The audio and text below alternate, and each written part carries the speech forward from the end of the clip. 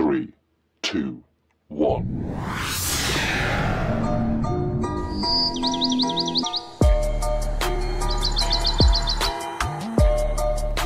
Pos Surat Plus 62, suara hati rakyat Indonesia. Dalam program Baca Surat.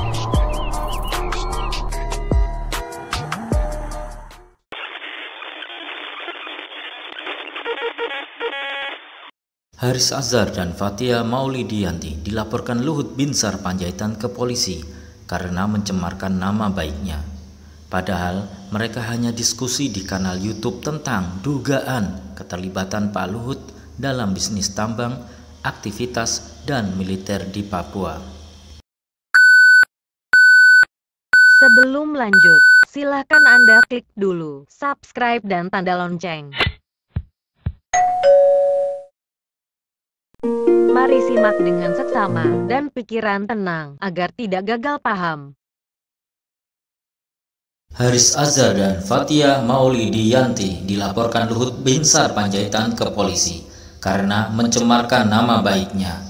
Padahal mereka hanya diskusi di kanal YouTube tentang dugaan keterlibatan Pak Luhut dalam bisnis tambang, aktivitas, dan militer di Papua. Padahal kalau dugaannya tidak benar, ya dibuktikan saja kan. Ini malah langsung lapor memakai Undang-Undang ITE.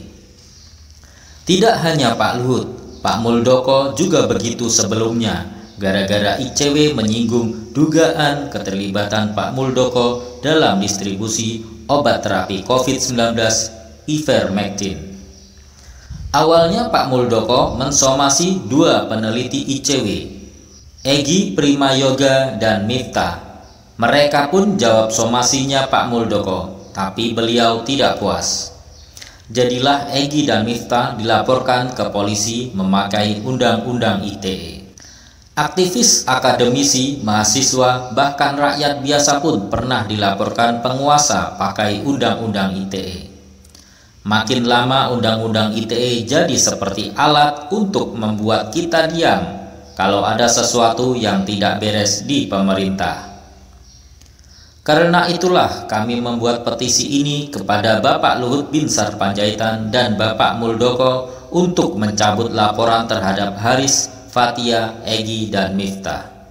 Kepada Bapak Presiden Joko Widodo juga, tolonglah Pak, berikan jaminan kebebasan berekspresi bagi kami rakyat. Dukung petisi ini. Jika hari ini Haris, Fathia, Egy, dan Miftah, maka besok bisa jadi Anda atau orang terdekat Anda yang mungkin dilaporkan Undang-Undang ITE kalau bersuara di publik. Kita tidak boleh biarkan penguasa memakai undang-undang sebagai alat memenjarakan rakyat yang bersuara. Tertanda Khalil Mahmud dari Koalisi Bersihkan Indonesia. Kami hadir juga di Instagram, Facebook,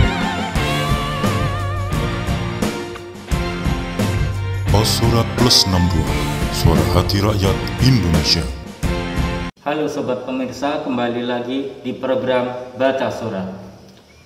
Dan sudah kita baca tadi surat terbuka yang diperuntukkan kepada Bapak Luhut Binsar Panjaitan plus Bapak Muldoko juga ternyata.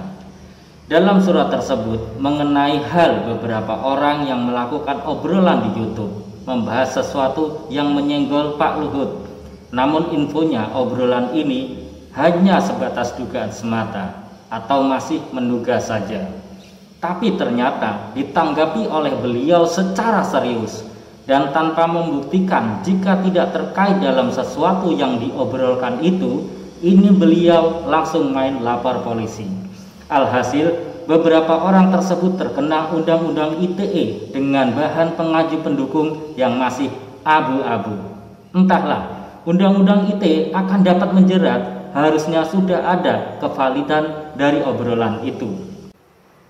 Jadi intinya setiap ajuan laporan harusnya diperiksa terlebih dulu secara detail sebelum tindakan kesimpulan, agar tidak ada kejanggalan dalam proses penetapan hukum tersebut. Saya harap mari kita semua bijak, jernih dalam mengambil tindakan agar keadilan hukum tegak secara benar. Mohon maaf jika ada salah kata. Mari suarakan hati untuk negeri ini meskipun lewat petisi.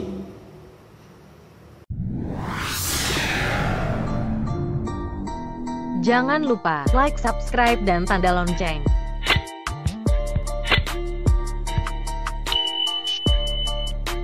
Terima kasih telah nyimak Pos Surat Plus 62.